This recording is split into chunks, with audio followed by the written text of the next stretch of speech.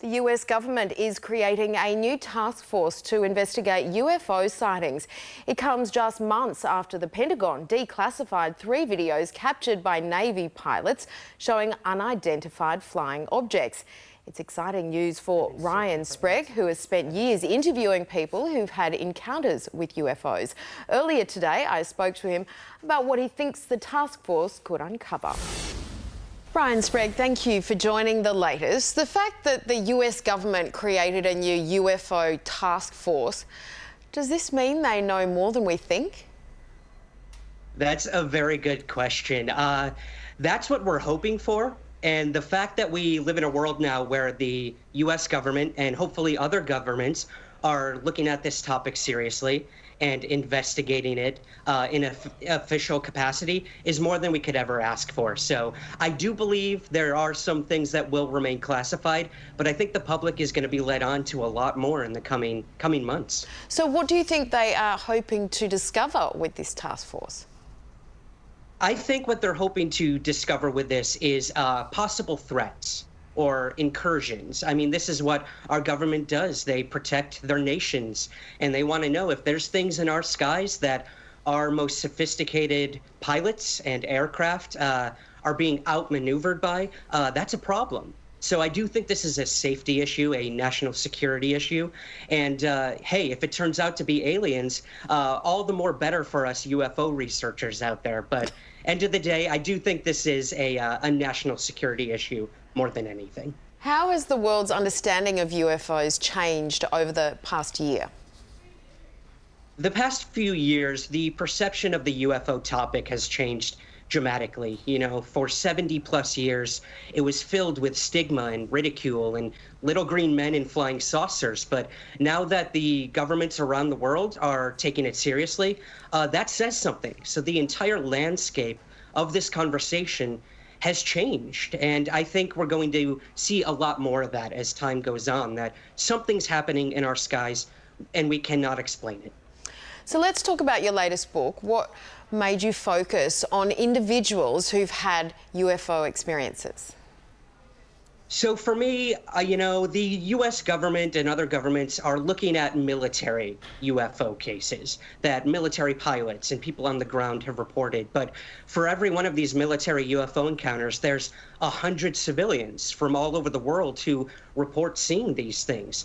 So I wanted to focus on those individuals, give them a voice, show the world that everyday people are having these experiences, including an entire chapter dedicated to an individual in Sydney, Australia.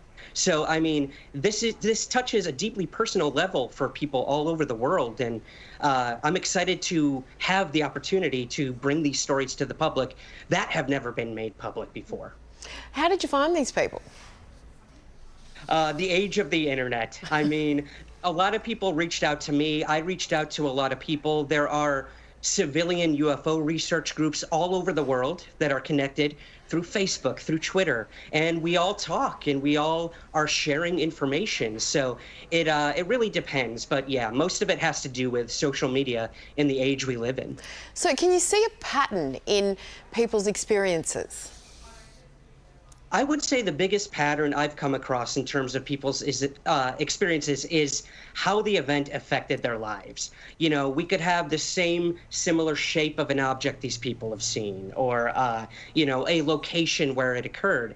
But for me, it always comes down to the human, the individual having the experience and how it changes their lives. And for some, it's a spiritual experience. For some, it's a otherworldly experience. And that's what I found most interesting, is these patterns within society and culture and how those affect what people are seeing and their perception of what they're seeing. So what sort of percentage of people do you think see an object and think, that's strange, don't know what that is, compared to people who are convinced it's aliens? That's a very good question. I mean, my first question when people come to me with a UFO report is, were you into UFOs before this? Did you believe in aliens and have they visited our planet? And I will tell you, probably the majority of people said no. I had no interest in this. I've never watched anything about UFOs. So for me, I think the percentage really comes down to individuals no preconceived notions of what they were seeing, and coming out on the other side believing we're not alone. So skeptics would look at this and think, you know, there's a certain type of person who'll believe in a UFO. Did you find that? Is there a certain type of person? No. I mean, when we're talking about UFO witnesses, we all have these ideas of, you know, people in the backwoods having these experiences. They've maybe had a few too many beers, but this is not the case. I've interviewed doctors, law enforcement, news reporters, everyone you can possibly think of, your barista at the coffee shop.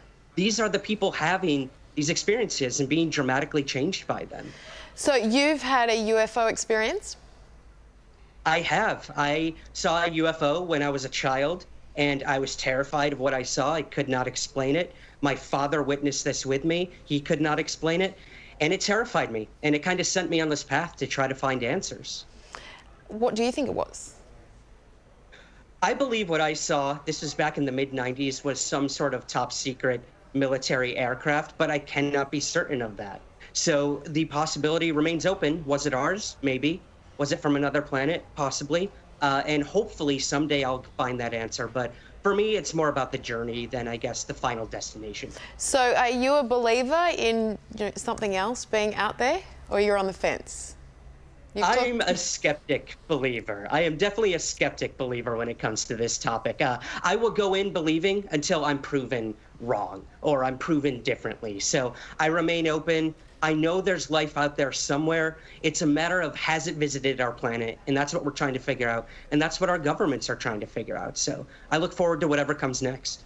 You said you've looked into UFO cases in Australia. Tell me about the cases in Australia. There are two cases in Australia that I've specifically looked at. One was back in the 70s with a family, the Knowles family, who were traveling through Perth, and they actually, while they were on the road, a UFO came down and landed on the roof of their car and lifted their car off of the road. And every member of the family had the same story to tell. There were, the tires blew out, there was damage to the car, so something happened. And there were other witnesses to this as well. So this is a very dramatic case out of Australia. The other one happened in the mid-90s in Sydney with a gentleman who's had lifelong UFO experiences. He even invited news reporters and investigators to come out, and all of these people had UFO sightings with him. So talk about changing your life. This guy is being followed by UFOs every waking moment. So it's really interesting. And I will say some of our best cases come out of Australia. And do you believe all the people you talk to? Yes. I believe the individuals believe what they saw. That's as far as I can go in terms of saying that. Sounds like fascinating reading. Thank you so much for your time. Ryan Sprague.